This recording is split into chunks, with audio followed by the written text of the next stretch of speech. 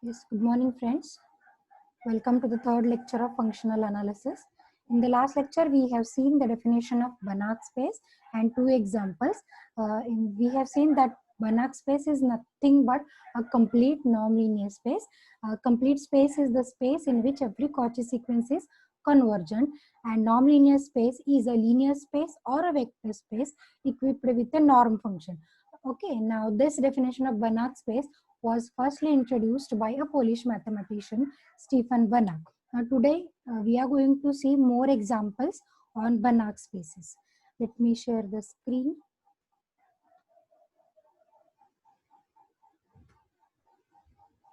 Actually, in the last lecture, we have seen the first example that real and complex linear spaces are the Banach spaces under the norm x is equals to mod of x.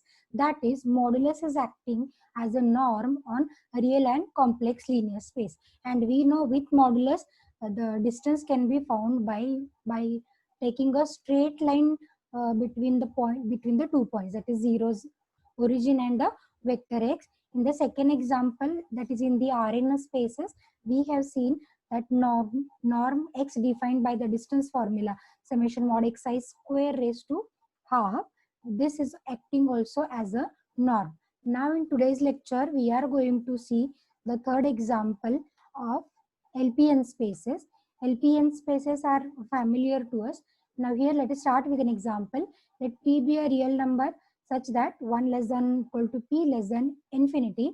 LPN be the space of all n tuples x1 to xn of all scalars with a norm defined by norm p is equals to summation I from 1 to n mod xi raised to p raised to whole thing raised to p. Actually, LPN spaces are the set of all n tuple vectors with this value to be less than infinity. That is, this sum is finite. The value is going to exist. And as we know, as this value exists, summation mod xi raised to p, we can find out its pth root. That is, the norm is defined. Now, in this example, we want to show that this LPN is a Banach space.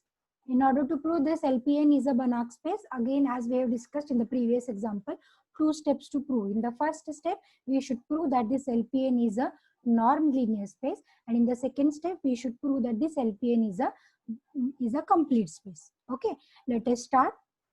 Here I have taken the two vectors x and y, n tuple vectors, no doubt, x1 to xn as the coordinates of the vector x, y1 to yn are the coordinates of the vector y. Let alpha be any scalar, then LPN is a linear space with respect to the operations. Which two operations? Actually, this is coordinate-wise addition and coordinate-wise scalar multiplication. That is, x plus y, this addition of two vectors in LPN spaces is defined as x1 plus y1, x2 plus y2, dot dot up to xn plus yn. That for scalar multiplication, alpha x is defined as alpha x1, alpha x2 till alpha xn. Okay, let us prove the first step that LPN is a norm linear space. Again, to prove LPN is a norm linear space, we will verify all the four conditions. First condition is non-negativity restriction, that is to prove norm P of x is greater or equal by 0.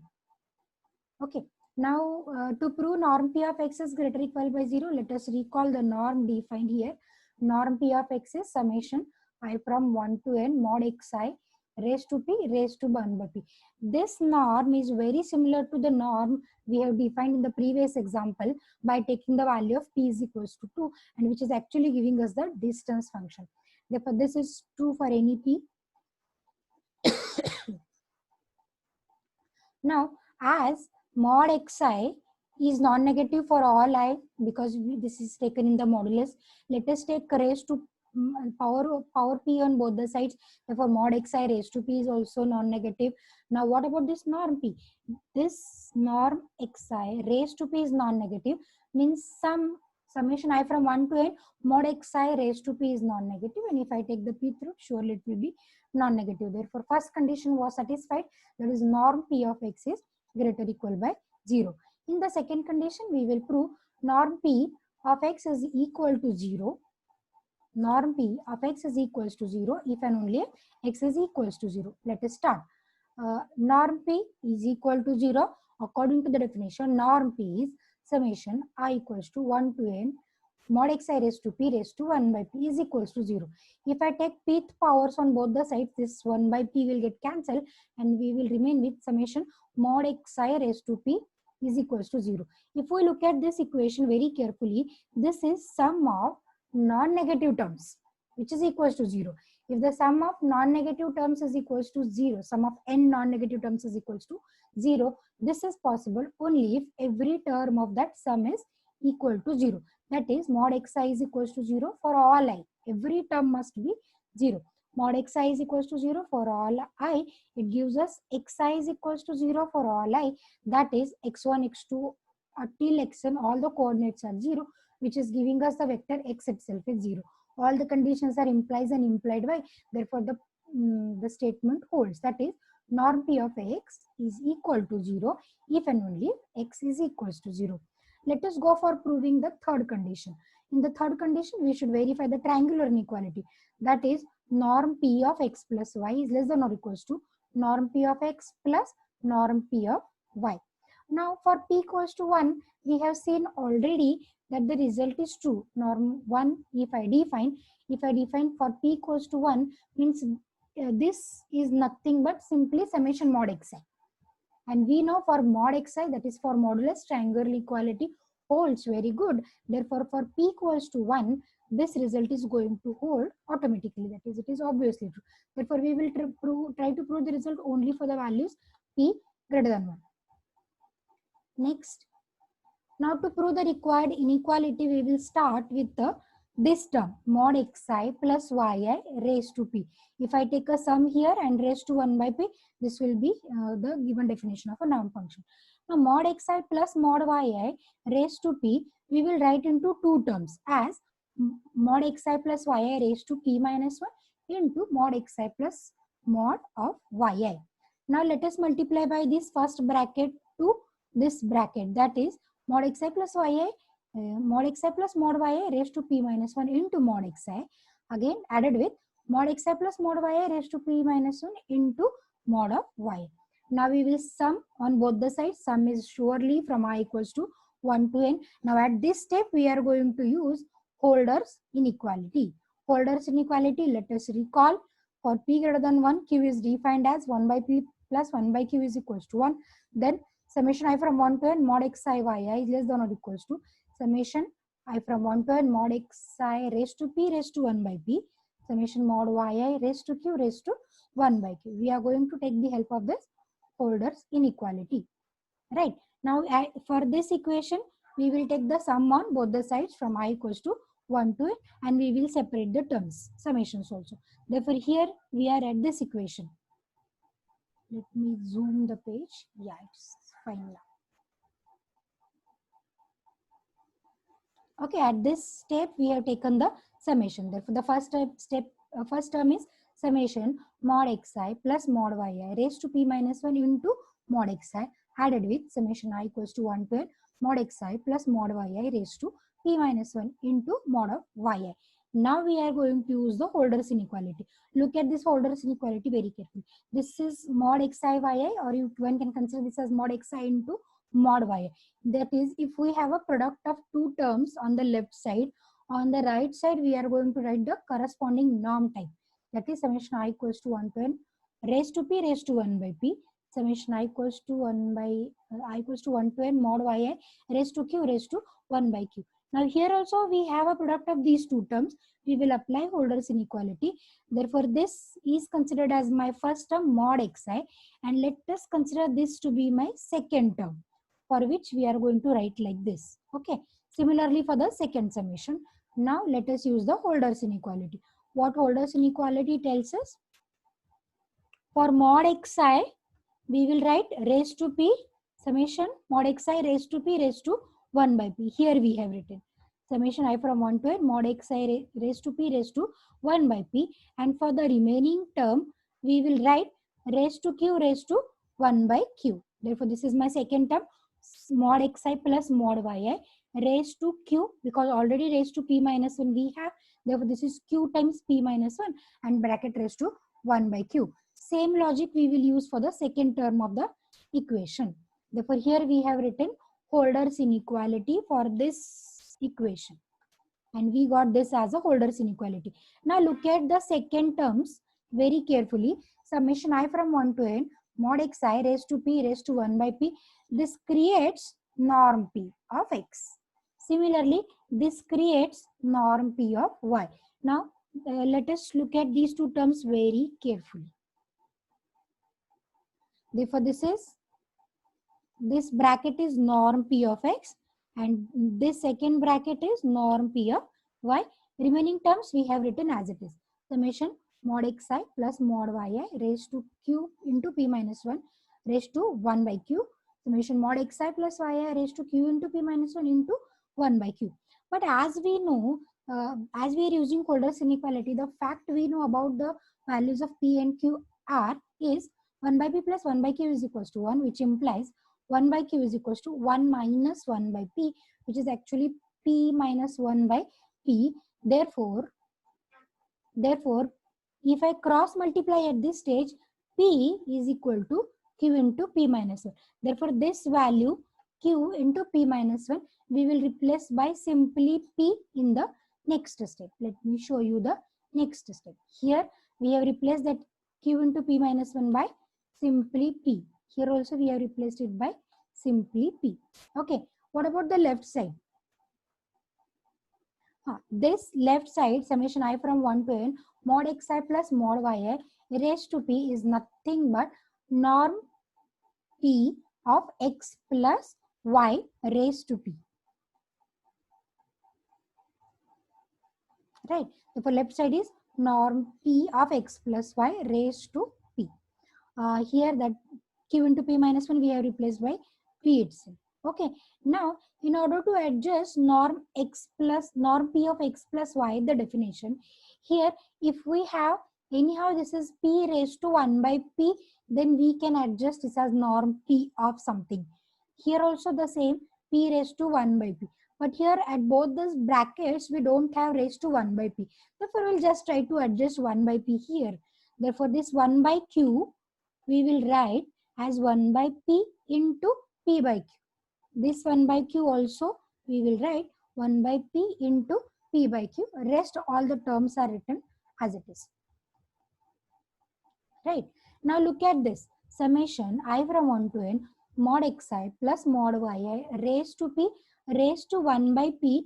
This term gives us norm p of x plus y raised to p by q as it is. Therefore, the first bracket is actually norm p of x plus y, where this power p by q we have written as it is. Norm p written at the first.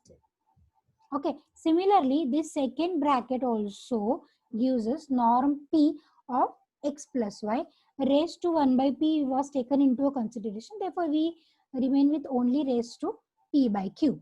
Okay. Therefore, the equation we have now is by taking norm p of x plus y raised to p by q common, we left with norm p of x plus y raised to p by q. Two terms are left with us, norm p of x plus norm p of y. Therefore, the equation we obtained is norm p of x plus y raised to p is less than or equals to norm p of x plus y raised to p by q, norm p of x plus norm p of y. Now, we will shift this term to the left hand side. If I shift this term to the left hand side, already to this norm p of x plus y, we have this as a power p. Therefore, it will be a subtraction of their powers, no doubt. Therefore, this is p minus p by q. And again, as in the Holder's inequality, we have stated 1 by p plus 1 by q is 1. Therefore, it is giving us 1 by q is 1 minus 1 by p. Therefore, p by q, I can write as p minus 1. Therefore, p minus p by q is 1. Therefore, this power p minus p by q is 1. Okay. Therefore, we obtain the required result that norm p of x plus y is less than or equals to norm p of x plus norm p of y. That is, the third property of triangle inequality is true for LP spaces with respect to the norm p. Let us verify the last condition. The last condition is norm p of alpha x is equal to mod alpha into norm p of x. Let us start again. We know norm alpha x, how that alpha x is obtained. coordinate wise scalar multiplication that we have discussed already. Therefore, this alpha times n-tuple vector x1 to xn is obtained by multiplying by a scalar alpha to every coordinate, that is alpha x1, alpha x2 to till alpha xn. Therefore, the ith coordinate is alpha xi. Therefore, norm can be written as summation mod alpha xi raised to p raised to 1 by p. Raised to p raised to 1 by p. Now let us take that mod alpha out of this. If I want to take mod alpha out, first this mod will be mod alpha raised to p like this. Then I want to take this mod out of the summation. Sum is running over I. Therefore, we can take alpha term very easily out of the summation.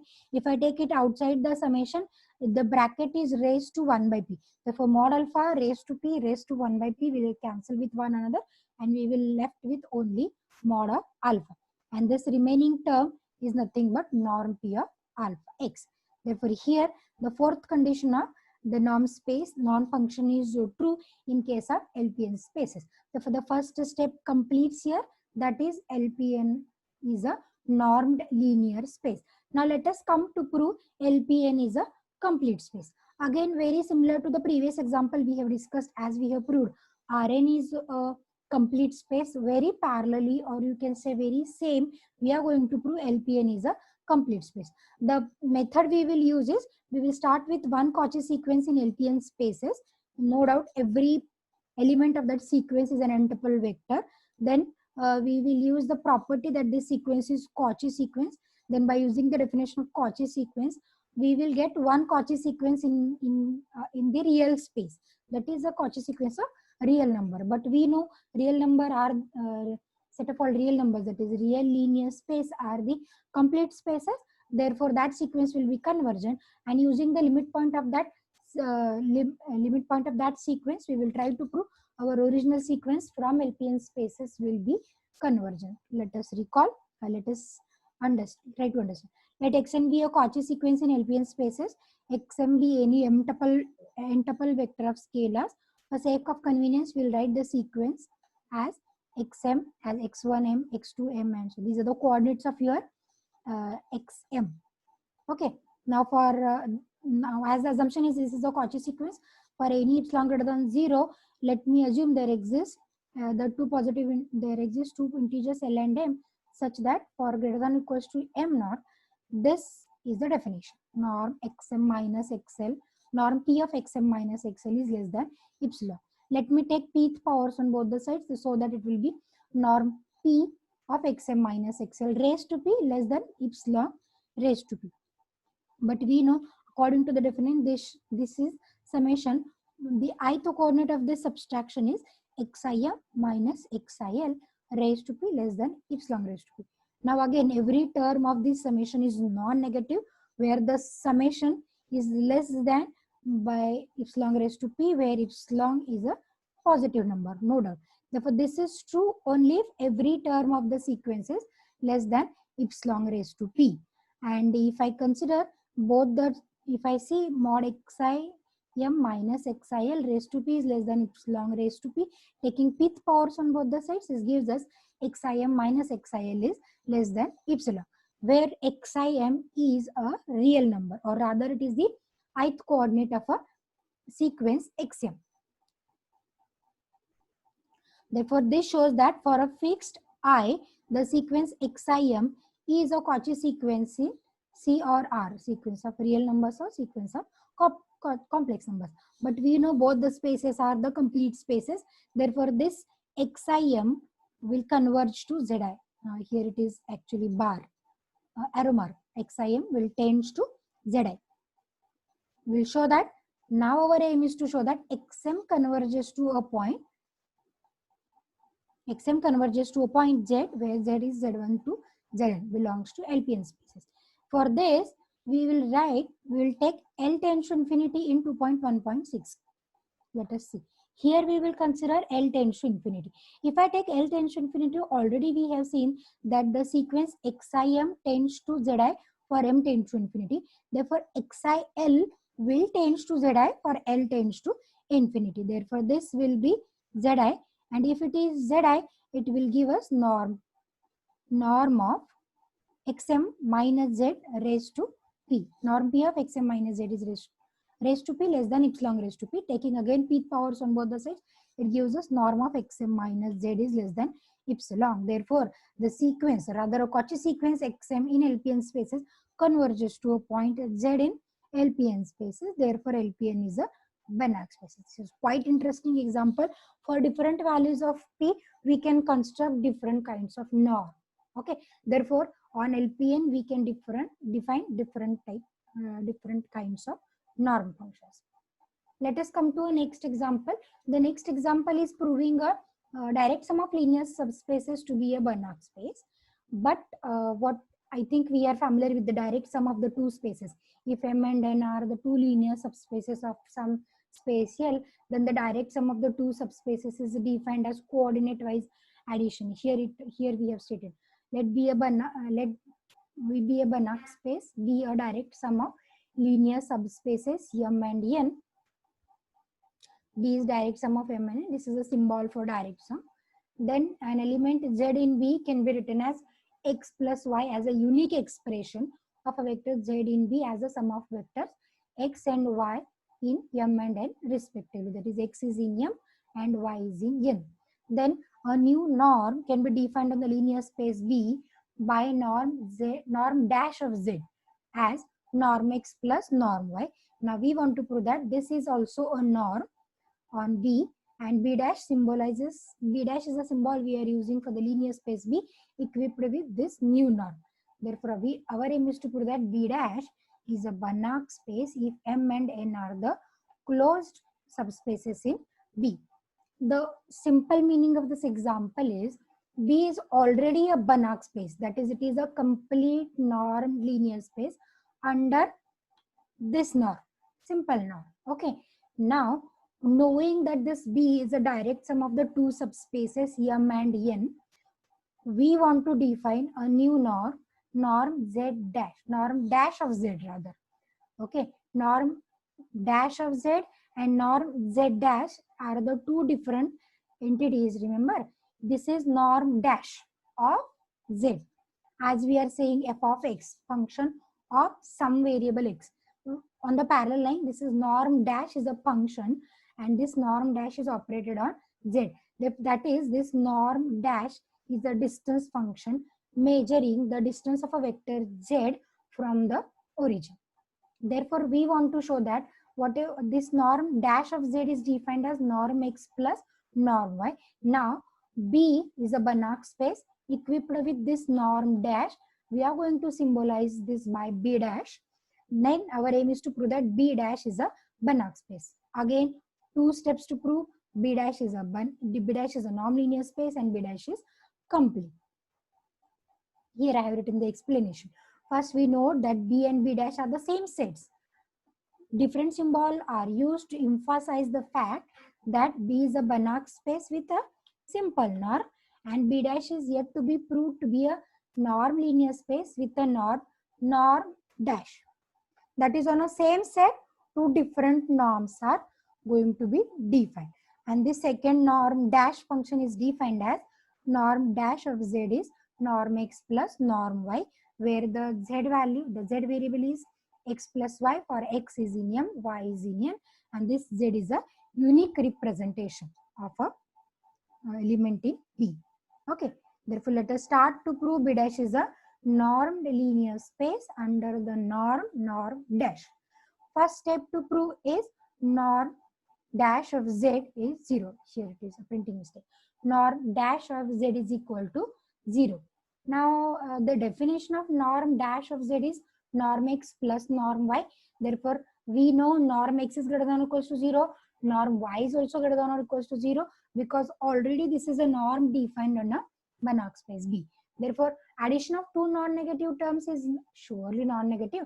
Therefore, norm dash of Z is greater or equal by 0. That is non-negative. Therefore, the first condition is being satisfied. Let us move towards the second condition. The second condition is norm dash of Z is equals to 0 implies and implied by Z is equals to 0. Therefore, let us start again. Norm dash of Z is equals to 0. norm dash of z is defined as norm x plus norm y is equals to 0. Addition of two non-negative terms is 0 is possible only both the terms are 0. Therefore, norm x is equals to 0 and norm y is equals to 0. But we know this norm is already a norm defined in a Banach space V. Therefore, by the second condition of that norm function, norm x is equal to 0 gives us x is equals to 0. Norm y is equals to 0 gives us y is equals to 0. X is 0, y is 0, surely x plus y is 0, which is giving us z is equals to 0. Therefore, the second condition is also true. That is norm dash of z is equals to 0 gives us z is equals to 0. Let us move ahead to prove the triangular inequality. Triangular inequality to prove is norm dash of z1 plus z2 is less than or equals to norm dash of z1 added with norm dash of z2. To prove this, we will first denote this z1 and z2 in the direct sum. We will denote this in a direct sum as z1 is equal to x1 plus y1, z2 is equals to x2 plus y2 are the two elements of b dash, where surely x1 and x2 are the elements of capital M, y1 and y2 are the elements of capital N. Therefore, z1 plus z2 was written like this. Now let us start with the left hand side of the inequality to prove norm dash of z1 plus z2. z1 plus z2 here, according to this addition, x1 plus y1 added with x2 plus y2, we are in the vector spaces. Surely addition will be abelian, that is commutative. With respect to addition, this group, this vector space is an abelian group. Therefore, addition is commutative. Therefore, I can rearrange the positions as x1 plus x2 plus y1 plus y2. Therefore, this is norm x1 plus x2 added with norm y1 plus x. x1, x2 are the elements in M. y1 and y2 are the elements in N. Therefore, what about this addition? This addition x1 plus x2 is an element of M. And this addition y1 plus y2 is an element of N. Therefore, let us, now this is very similar to our definition. Therefore, let us separate the terms here. Norm z dash, therefore this is norm x element of M. This is norm y element of N. Again, these norms are itself the norms we have shown, we know already. Therefore, by using a triangular inequality with respect to this norm, let me separate this as norm x1 plus norm x2. This here also we will use the triangular inequality. Therefore, this is norm y1 plus norm y2. Now, collecting the terms x1, y1 together in a bracket. Similarly, x2, y2 together in a bracket. Therefore, here we have norm 1 of x1 added with norm of y1. Similarly, second bracket is norm of x2 added with norm of y2.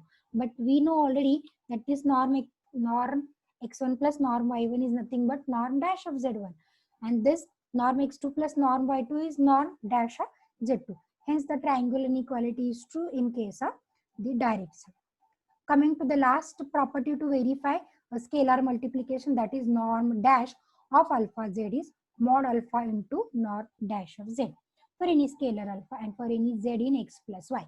Let us start norm dash of alpha z. Now what is z? Z is x plus y. Let us use a scale coordinate by scalar multiplication. Therefore, it gives us alpha x plus alpha y. X is an element of M. Therefore, alpha x will be an element of M because M is closed with respect to scalar multiplication, as these are the subspaces of a linear space. M and N itself are the linear spaces. Therefore, alpha x will be an element of M. Alpha y is an element of N. Therefore, let us use the norm dash definition to write as norm alpha x plus norm alpha y. Now, already these are the norms. By using the fourth condition of this norm, we will separate mod alpha from this norm. Therefore, this is mod alpha into norm x. Similarly, for the second term, mod alpha into norm of y. Taking mod alpha common, we left with mod norm x plus norm y. Again, we know that this norm x plus norm y is nothing but norm dash of y. Thus, with respect to this norm dash, we have checked out all the four conditions of norm definition. Hence, B dash is a norm linear space with this new norm called as norm dash. Now the job is to prove the second condition, that B dash is complete with respect to norm dash. To prove that B dash is complete with respect to norm dash, what we should prove that this the Cauchy sequence in B dash is convergent in the same space. The condition given to us is M and N are the closed subspaces. To prove B dash is complete. Let us start with Zn be a Cauchy sequence in B dash. How can I write Zn then? Zn is Xn plus Yn be a unique representation where Xn is an element of M, Yn is an element of N for each N. Now, as it is a Cauchy sequence, let me use a definition. For every epsilon positive, there exists an integer m naught such that for mn greater than or equals to n naught, norm dash of zm minus zn is less than epsilon. As we are using the new norm in order to prove the space to be complete, therefore Cauchy sequence we will consider with respect to norm dash itself. Therefore, here we have taken norm dash of zm minus zn less than epsilon. Now we will try to write the terms zm and zn. What is zm? We have written xm plus yn. Zn we have written xn plus yn. Norm dash less than epsilon. Now we will try to collect the terms of m together and n together. Xm and xn are the elements of m. Let us put it in a one bracket. Ym plus yn are the elements of n. Therefore, let us put it in a one bracket. Therefore, ym minus yn. Okay. Now let us use the norm dash definition. What norm dash definition tells us? Norm separate the norm with respect to the elements of m and with respect to the elements of n. Therefore, the definition says that this is norm xm plus xn for the elements of m, and this is added with norm ym plus yn for the elements of n. Now, both the norms are already, this is a norm already defined on a Banach space B. Therefore, both the norms are non-negative. Addition of two non-negative terms is less than epsilon. Therefore, surely individual term must be less than epsilon. If individual term is less than epsilon, may I say the sequence xm will be a Cauchy sequence in m. Similarly, ym or yn will be a Cauchy sequence in n. Here I have written sequence xn and yn are the Cauchy sequences in m and n respectively. Since m and n are the closed subspaces of a complete space, we know that they are complete. If you want the proof of this statement, I can prove it in the next lecture. That is, closed subspaces of complete space are complete. Okay. Hence, there exist, as the spaces are complete, therefore these Cauchy sequences are convergent. That is, xn is convergent in m, yn is convergent in n. Therefore, let us write there exists a point x in m, y in n such that xn tends to x and yn tends to y as n tends to infinity. Therefore, we can find two positive integers n1 and n2 such that. What such that? First integer n1 I am going to use for the first sequence x1. Second integer n2 I am going to use it for the second Cauchy sequence yn. Therefore, for every epsilon greater than 0 and for all n greater than or equals to n1, it implies norm of xn minus x less than epsilon by 2. Epsilon by 2 is just purely an adjustment we are going to do. Similarly, for n greater than or equals to n2, norm of yn minus y is less than epsilon by 2. Now, let me select maximum among n1 and n2 so that both the inequalities should hold in a nice manner. Therefore, n not be an integer I am selecting which is maximum among n1 and n2, and let us define z as x plus y. Then we get norm dash of zn minus z as, what is zn minus z? Z we have defined x plus y. This is zn is xn plus yn. Z is x plus y. Again, we will separate the terms of m and the terms of n. Therefore, let us, after separating the terms of m and n, let us use norm dash definition. What norm dash definition tells us? This is norm xn minus x added with norm yn minus y. But according to this statement, both the terms are less than epsilon by 2. Hence, epsilon by 2 added with epsilon by 2 will be epsilon. That is, norm dash of zn minus z is less than epsilon for this stage n naught. Therefore, we have proved that zn tends to z in norm dash. So, B dash is a complete space. This is actually a good and nice example to discuss. I hope there will not be any kind of difficulties in this example. Now let us come to the next example. The next example is very interesting again. Let n be a non-zero norm space. We want to prove that n is a Banach space if and only if this collection of all vectors x such that norm x is equal to 1 is this set is complete. Okay, surely to prove this, as it is an if and only if statement, we have to prove this in two different parts. Here, for the sake of convenience, we will denote this set by set S. That is set S, we will collect collection of all the vectors x in n, no doubt, in that given norm space, such that x is in n and having the norm value is equal to 1. Norm value is equals to 1 means we are collecting all such vectors in a norm space n which are at a unit distance from the origin. That is, if I form one sphere with radius unity, then all the points on the sphere will be my set S. All the points on the sphere will be this unit, this set S, and n be any non-zero nonlinear space. That is, in any linear space, if we form one sphere, if I form one sphere, then that nonlinear space n is a Banach space if and only if that sphere S is complete. Quite interesting, no? Let us try to prove. To prove this result, first we will start with assuming n is a Banach space, and our aim is to prove that this set S is complete. If I want to prove that this set S is complete, what should we do? We will start with one Cauchy sequence in the set S. If I am considering the Cauchy sequence in the set S, means each and every term of that sequence is located at a unit distance from the origin. This must be very clear. That is, let xn be a Cauchy sequence in S such that norm xn is equal to 1 for every n. But as we know, this set S is a subset of n. This is one closed, one unit sphere in the norm space itself. Therefore, this is a subset of n. Therefore, if xn is a Cauchy sequence in S, surely it will be a Cauchy sequence in the space n. But already we have assumed that n is a Banach space, that is n is a complete space. Therefore, that Cauchy sequence xn must be convergent to some point in n. That is, there exists some x in n such that xn tends to x as n tends to infinity. That is, that limit point x is an element of n.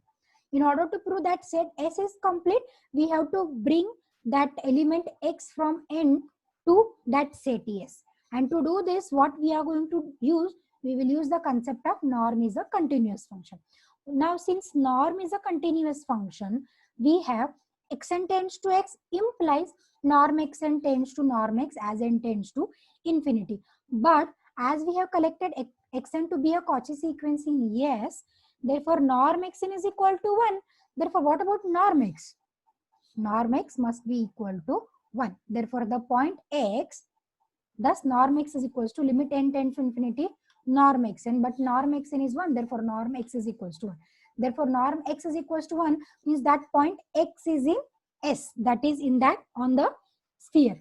Therefore, we have started with one Cauchy sequence on that sphere, unit sphere rather, and we have proved that Cauchy sequence is convergent, converges to a point on the sphere itself. Therefore, the set S is complete. Therefore, if that bigger nonlinear space is a Banach space, that is, it is complete, then we have proved that a unit sphere is complete. Now, it's a time to prove the converse part. In the converse part, we are going to assume that unit sphere set S is complete, and our aim is to prove that our bigger set N, a nonlinear space, is a Banach space. N is already provided us to be a nonlinear space. Therefore, in order to prove that N to be a Banach space, it is only essential to prove that this space is a complete space. Therefore, we will prove only N is a complete with respect to this norm. To prove that space N is complete, surely I should start with one Cauchy sequence in it. Therefore, here I am starting with one Cauchy sequence yn in n. Okay. Now, as the thing with us available is that unit sphere S, that is the set S, is complete. Therefore, here this Cauchy sequence is the sequence of in the nonlinear space. Now, what we will try to do, we will try to construct one sequence with the help of this original sequence yn in such a way that this sequence will be the element of S. That is, it will be on the sphere, unit sphere S. Okay, therefore let us start with the sequence Yn be a Cauchy sequence in N, which implies norm of Yn minus Yn tends to 0 as Mn tends to infinity, no doubt, as per the definition of a Cauchy sequence. Now what I am going to do is, for every n we will define a new vector xn such that Yn upon norm of Yn. This is Yn upon norm of Yn. Surely Yn is non-zero. For a non-zero vector Yn, we will define a vector xn as Yn upon norm of Yn. What will happen? I am going to divide the vector Yn with its length. Means I am going to convert the vector to a unit vector. Let us see how it is. Now the vector is said to be a unit vector in a norm-linear space if the norm value of that vector is unity. Therefore, let me consider norm xn. How can I find out norm xn? Xn is Yn upon norm of Yn. Now norm Yn is a scalar. We know norm is a scalar valued function. Therefore, let me take this norm Yn out of the norm with a modulus. But as norm itself is a non-negative function, there is no point to write down the modulus. Therefore, norm Yn I have taken out and we left with only norm Yn in the numerator. Therefore, norm Yn upon norm Yn is equals to 1. That is, I have converted this Yn to a unit vector with the help of a non-zero vector Yn. Therefore, xn is an element of S now. Therefore, if I consider this to be a sequence for different values of n, it will be a sequence in S. Now the job is to show that this sequence is a Cauchy sequence. Once I show that this sequence is a Cauchy sequence, knowing the set S is complete set, the sequence will be convergent surely. Therefore, we will try to show that xn is a Cauchy sequence in S. To show that it is a Cauchy sequence in S, let us start by considering norm of xm minus xn, right? For m and n to be tending to infinity.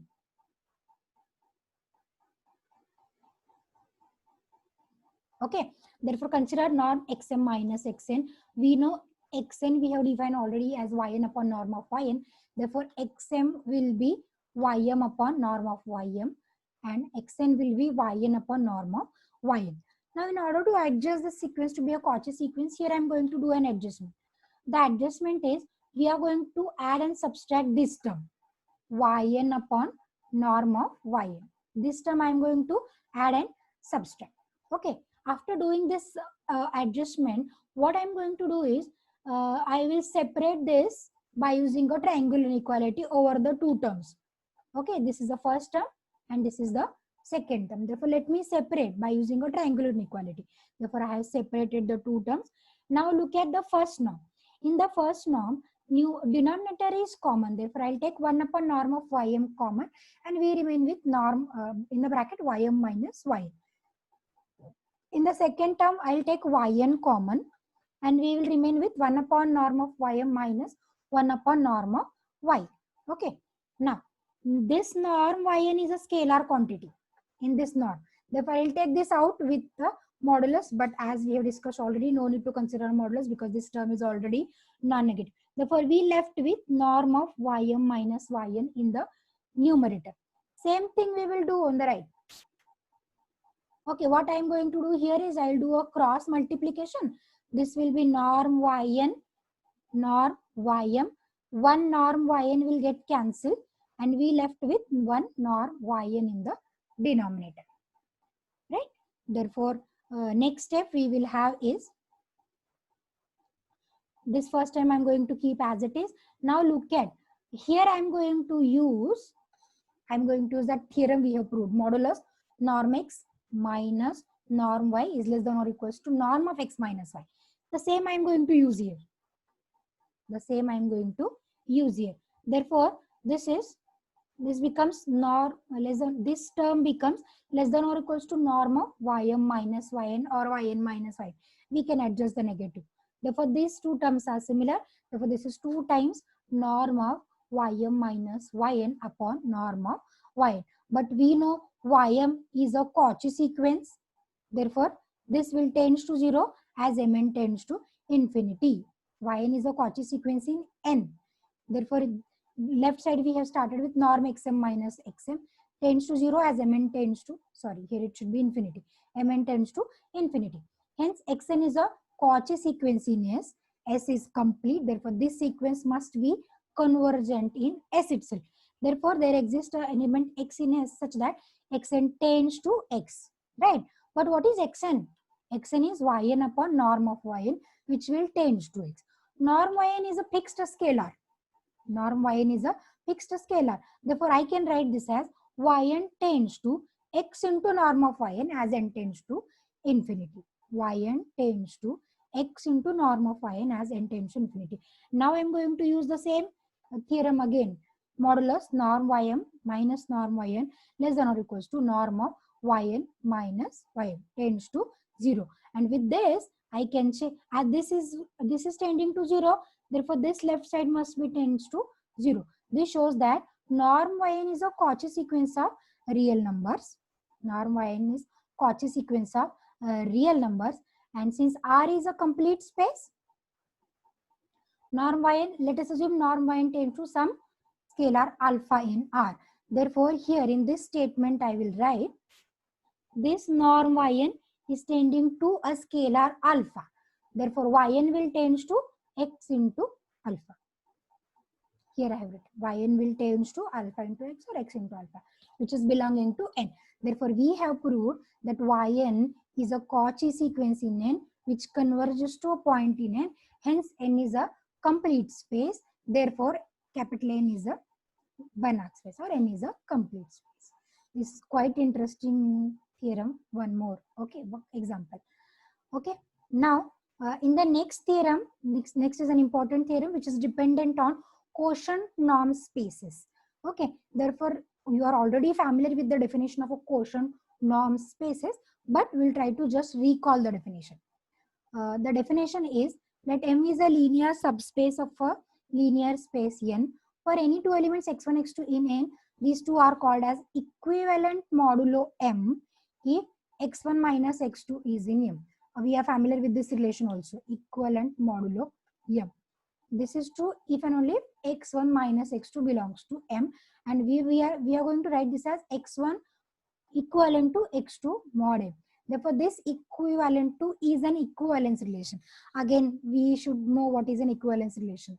Equivalence relation is a relation which satisfies the three different properties: reflexive property, symmetric property, and transitive property. Reflexive, symmetric, and transitive property. Therefore, this equivalent relation, equivalent modulo M, satisfies all the three properties. Therefore, this is an equivalence relation. And we know whenever we have an equivalence relation on a vector space, it is going to form the mutually disjoint equivalence classes in the given vector space. Therefore, this n is divided into mutually disjoint equivalent classes. And whatever is that collection, every equivalence class is a coset.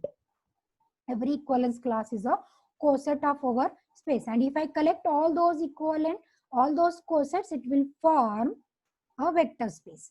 And that is denoted by, and we denote the set of all such equivalence class by n by m. Okay, n as we are going to divide by using set m, therefore this is n by m is the symbol used. This is a symbol very similar to a quotient group symbol. In group theory, we are using a symbol for quotient group as G by H. On the parallel lines, here it was used with n by m. Now we'll just have a look what is equivalence class. This is a symbol for an equivalence class. This symbol denotes an equivalence class which contains the elements of x which are related to x. That is, collection of all y such that y is related to or y is equivalent to x mod m. Y equivalent to x mod m means y minus x is in m. Y minus x is in m means y minus x is equal to some element in m. Therefore, on the next line I can write y is equal to x plus m. Therefore, equivalent class of x is collection of all the elements of the type x plus m for some m in m. Collection of all x plus m for some m in m. Therefore, this denotes the set of all sums of x and the element of m. Therefore, the set mod x or this symbol equivalent class of x is called coset of m determined by x, and it is usually written by x plus m. X plus m. Therefore, in this set n by m, we define the two operations, addition and scalar multiplication, as x plus m added with y plus m is equal to x plus y plus m. Alpha times x plus m is alpha x plus m, alpha x plus m I am saying. Therefore, these are the two operations of addition and scalar multiplication of the two cosets of that set n by m, and the zero element of the set n by m is m. Therefore, n by m is a linear space under these operations. Therefore, this forms a linear space, and we are going to call it as a quotient norm space. Actually, the word quotienting comes here for the case of quotienting. Quotienting means dividing. Here, the set n we are dividing into small equivalence classes. That's why the name may be given as quotient norm space. In the next lecture, by drawing one figure, I will show you how that quotient norm space is going to work out. Okay. I hope if there is any difficulty, you can comment me in the chat box, or you can put a message on our WhatsApp group. Thank you for listening. In the next lecture, we are going to prove that the quotient norm space is also kind of Banach space with a norm function defined differently. Thank you for watching. Thank you all.